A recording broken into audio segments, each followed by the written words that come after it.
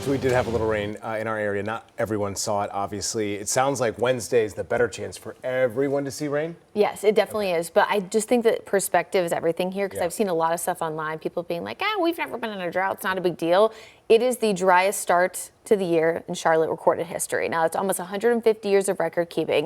1879 is when we started. So we've only seen 6 inches of rain so far, about 5.97 to be exact. It's about 8 inches in the hole. We also ended 2025 about 6 inches in the hole. So that's where we get that 13 to 14 inches of rain within a month period to get us out of the drought and back to normal. Now, Wednesday is going to be a pretty good chance, but it's certainly not going to be 14 inches of rain, which we don't want that either because then you have the flooding risk. Best chance to see rain 5 a.m. to 11 a.m. and rain is really going to be the primary mover here. This is Wednesday morning. That's your heavy rain window with a few gusty winds as well as we have a decaying storm system, and that's where that rain is coming from.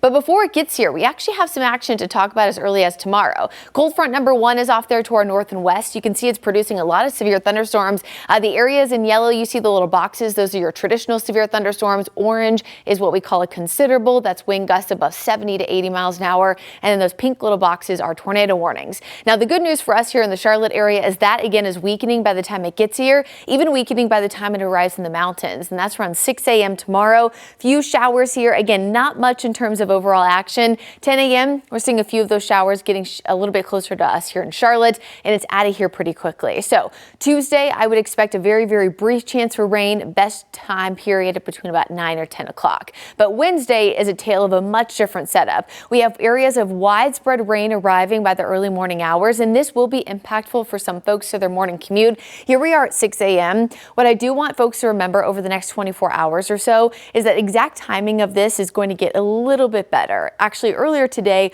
we were trending a lot earlier, and then now we're trending a lot later again. The main time period, though, doesn't change. It's 5 a.m. to 11 a.m. So gusty winds, heavy rain pushing through very, very quickly Wednesday morning. Now, that is a great chance for rain. It's going to give us measurable rainfall.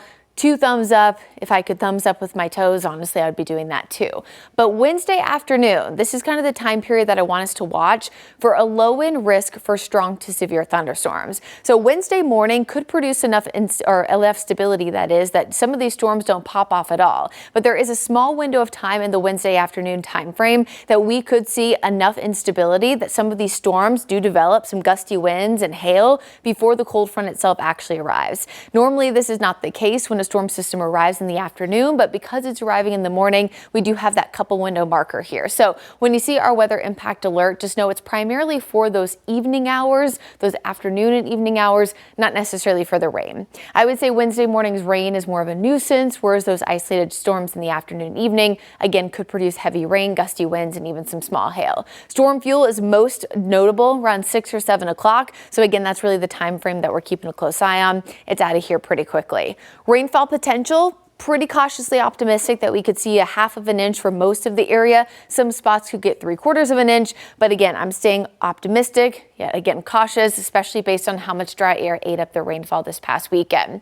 So when you look at this map overall, you're going to see this a lot over the next few days. Again, it's for 1-2 punch. Wednesday morning, 5 a.m. to 11 a.m. That's the gusty winds. That's the heavy rain. And then after 3, there's that low end risk for some damaging winds and isolated hail. So stay weather alert. Keep that umbrella handy because Wednesday is going to be a wild day. But again, the rain itself is very, very beneficial. So cannot stress that enough that the rain itself is going to be beneficial. Very low chance for a storm in the afternoon, but one that does develop could become strong to severe. We have 2 more chances to see rain Friday and Saturday. Air is looking a little too dry, I think, for widespread rain, but it's been so much time that we've seen 4 chances for rain in that Jerry Hunt Supercenter 7-day that I'll take it. I'll take it, even if it means a little bit of rain by the weekend.